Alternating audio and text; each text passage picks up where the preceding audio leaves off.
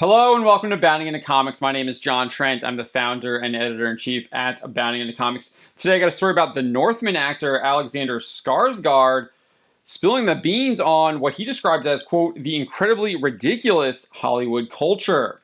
Now you're probably thinking, oh, a guy calling Hollywood incredibly ridiculous. This isn't going to really surprise me. And it probably won't. What he says is not really surprising to anyone who's kind of been following Hollywood from the outside and looking on from afar like we do. But it is somewhat refreshing to hear an actual actor from the inside criticizing the morally bankrupt culture of Hollywood.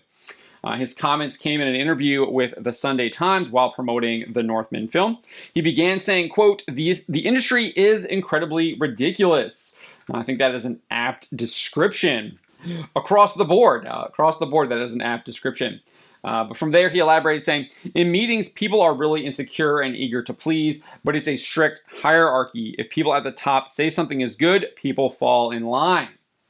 I think we see that from the outside. I think that is definitely something that we see. Usually, if it is coming down from the top, they do fall in line. I think that's why a lot of their product is absolutely horrible now, because a lot of the stuff that is being produced is being dictated from the top, and they're saying that it is good, even though many of us clearly realize that it is not on a number of levels, from quality to a moral standpoint.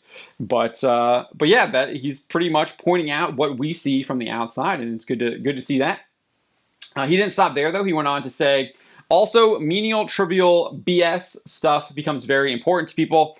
As an actor, the value placed on how important something is can become laughable to me. Yeah, I definitely think we see that too. A lot of these people are very trivial, and that makes sense given the fact that they are Hollywood actors. A lot of it is based on their looks, their youth, very vain, very proud people. So it would make sense that a lot of the BS trivial stuff would become very important to them.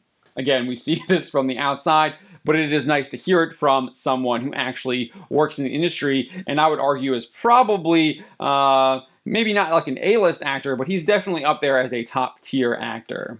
Interestingly, he would actually show some humility too. He would comment on his own wealth, saying, I live an incredibly privileged life. I don't really have to work. I've made enough. I could retire, which is extraordinary. But I don't feel the need to broadcast that with expensive clothes or cars. That radiates insecurity.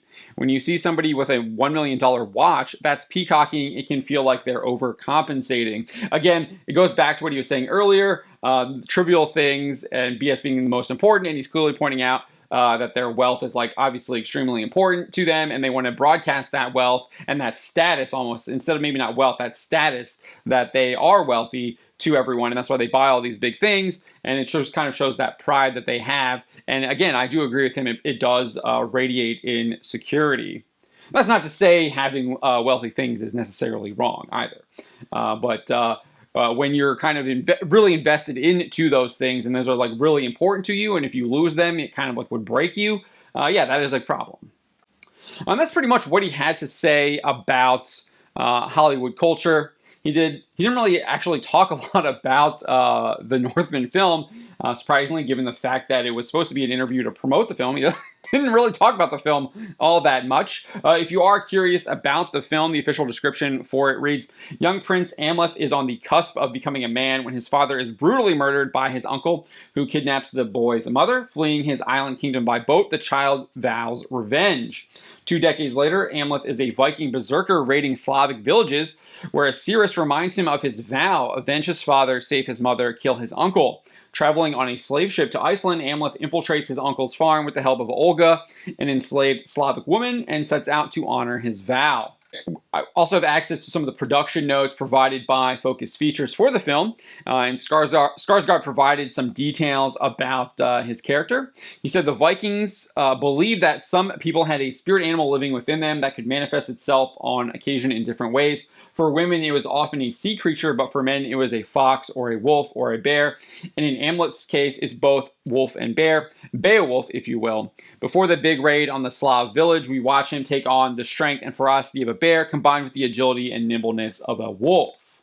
He also likened the film to Hamlet, saying, the most famous story of family revenge in literature is Hamlet.